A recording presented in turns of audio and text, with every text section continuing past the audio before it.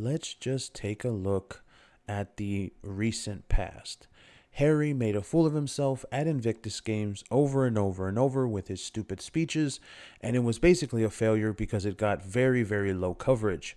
And Meghan, well, she just exhibited her Hindenburg of a rebrand, and we see as ever literally being as if. So now what do? Well, of course, the PR has to come out and attack the king. Who couldn't have seen this coming?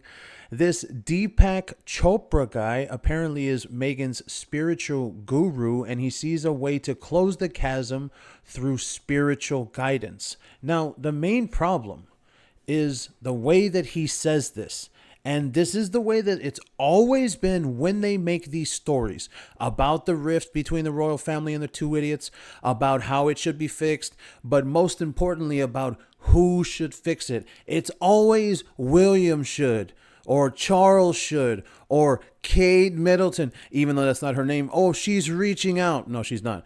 So this guy, this Deepak Chopra says, I'll be glad if the king did get spiritual advice to solve the problems between him and the client.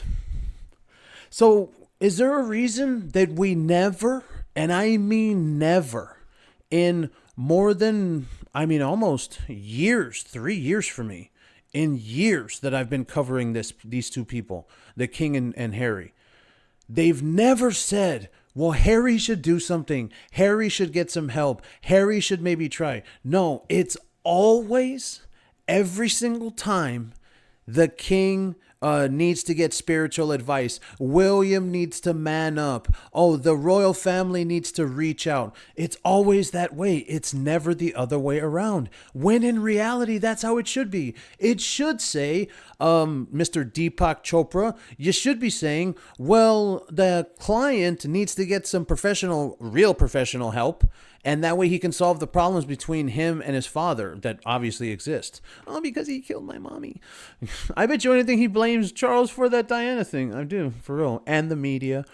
So then it's argued by Chopra that it's 2 years older than King Charles, yada, yada, yada. Meghan's guru, Spotify podcast. Yes, it failed through color campaign. Favors, we know all the chronic diseases accompanied by three things: inflammation, stress, and depression. You know what, right there? Stress, dude. This is an old man, and it's always pissed me off about Harry as a dude. It's always pissed me off.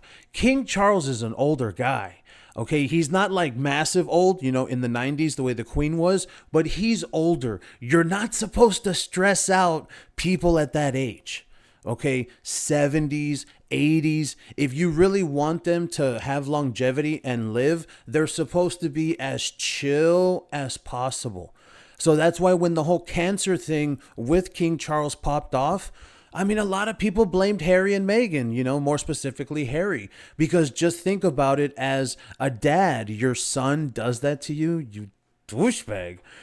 So yeah, we know about low-grade inflammation leads to possible chronic disease, including cancer. Yeah, client, are you listening to Meghan's guru, you stupid moron?